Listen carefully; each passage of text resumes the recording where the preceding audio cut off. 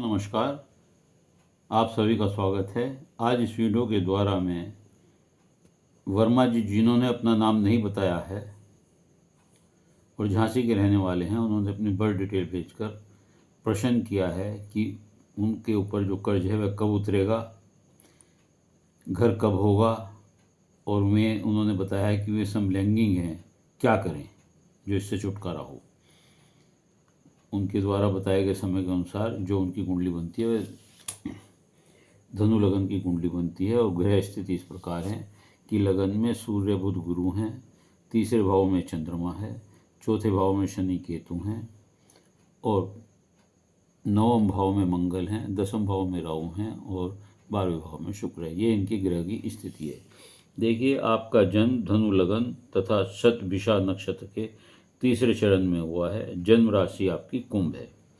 वर्तमान में आपको शनि की महादशा चल रही है और साथ ही साथ उतरती हुई शनि की 7.5 भी चल रही है, जो अभी करीब 2.5 वर्ष और रहेगी, जो परेशान कर सकती है। उपाय हेतु आप शनि के जाप कराएं। शनि को सूर्यास्त के बाद पीपल के पेड़ के नीचे सरसों का तेल का दीपक जलाएं। शनि मंदिर में तेल चढ़ाएं।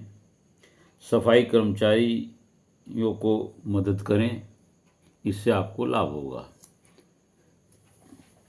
वर्तमान में शनि मीन राशि में बैठ करके छठे भाव को देख रहे हैं, जिससे हम रोग ऋण देखते हैं, कर्ज देखते हैं, तथा छठे भाव का स्वामी शुक्र है, जो 12वें भाव में व्ययेश भाव में बैठा हुआ है। शुक्र की प्रवृत्ति खर्च कराने की, अच्छा घूमने फिरने की, शौक पूरे करने की और अच्छे पोशाक पहनने की और फिजूल खर्ची की होती है। शनि की तीसरी दृष्टि जब इस पर पड़ रही है तो यह आपके कर्ज में बढ़ोतरी करा सकती है, उतारेगी नहीं।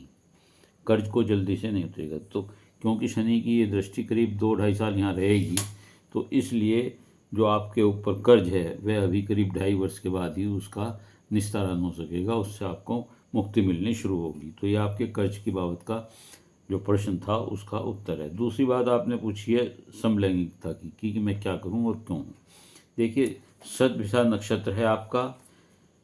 ये जो लोग समलैंगिक हो सकते हैं उनका नक्षत्र शतभिषा होना चाहिए। 12वां भाव से भी उसे हम देखते हैं, वो अलगाववाद व गुप्त इच्छाओं को बताता है तथा असामान्य यौन इच्छाओं को भी बताता है। तो एक तो नक्षत्र जो आपका है वो इसी तरफ इंगित करता है, और ये 12वां भाव ये इस बाबत है जिसमें शुक्र बैठे हुए हैं। केतु भी अलगाववाद व असामान्य यौन इच्छा बताता है। मंगल ऊर्जा देता है यहाँ बैठ करके, लेकिन इसकी दृष्टि संबंध 12वें भाव से शुक्र से बन जाता है, तो समलैंगिकता की प्रवृत्ति को बढ़ावा देता है। आमतौर पर शुक्र मंगल का संबंध और शनि केतु की युक्ति और 12वें भाव में का प्रभाव, और इसके अलावा शनि और राहु की दृष्टि आपस में और केतु की दृष्टि संबंध होना, ये पिशाच योग या ऐसे कहिए श्रापित योग बनाता है, जो इसी प्रकार असामान्य संबंधों को दर्शाता है। कुंडली में इन स्थितियों को देखते हुए आपको जो मैंने शनि के उपाय बताए हैं वो करें और हनुमान चालीसा का पाठ करें। शुक्र के लिए लक्ष्मी जी की पूजा करें या सफ़ेद वस्तु का दान करें। शनिवार को जो मैंने बताया कि आप पीपल के पेड़ पर सूर्यास्त के बाद दीपक जलाएं या शनि मंदिर में तेल चढ़ाएं, और केतु के लिए गणपति जी की पूजा करें, गणपति जी पर धूपड़ा चढ़ाएं, और किसी अच्छे गुरु की शरण में जाएं या किसी अच्छे साधु संत की सेवा करें, तो आपकी ये स्थिति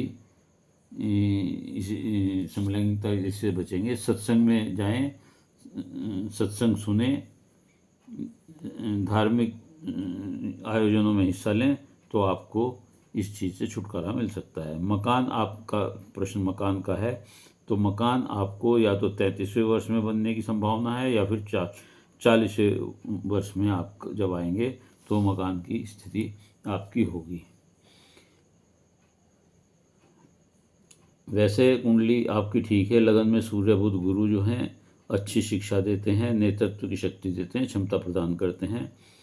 चंद्रमा तीसरे में आपको घूमने फिरने का शौक देते हैं, छोटी छोटी यात्राएं देते हैं। विदेश योग यात्रा भी होती है आप ऐसे में, और यहाँ की मंगल की दृष्टि और शुक्र का यहाँ होना ये भी विदेश यात्रा देता है। घूमने फिरने में लगता है कि आपका काफ़ी खर्च होता होगा। राहु 10वें में अनैतिक तरीके से धन कमाने की ओर आपको प्रेरित करता है, और शनि की दृष्टि होने से श्रापित दोष बनाता है केतु की। तो ये स्थिति आपकी कुंडली में है। तो आपके मकान कब होगा इसके बारे में मैंने बता दिया है, और समलैंगिकता का संकेत क्यों मिल रहा है वो मैंने बता दिया। तो अगर आप ये उपाय करेंगे तो समलैंगिकता का जो दोष है वो आपसे दूर होगा, और आप निश्चित एक सफल व्यक्ति के रूप में अपना जीवन व्यतीत करेंगे। उम्मीद है आपको अपने प्रश्नों का उत्तर मिल गया होगा। यदि ये वीडियो आपको अच्छी लगी हो तो इसे लाइक करिएगा, शेयर करिएगा, कमेंट्स बॉक्स में जाकर अपने विचार लिखिएगा। इसके अलावा यदि किसी और का कोई प्रश्न हो तो वह मेरे चैनल को सब्सक्राइब करते हुए अपना प्रश्न भेज सकता है, और साथ में डिटेल भेजे। उत्तर अवश्य दूंगा, लेकिन उत्तर के लिए आपको बहुत धैर्य से अपने नंबर की प्रतीक्षा करनी पड़ेगी। धन्यवाद।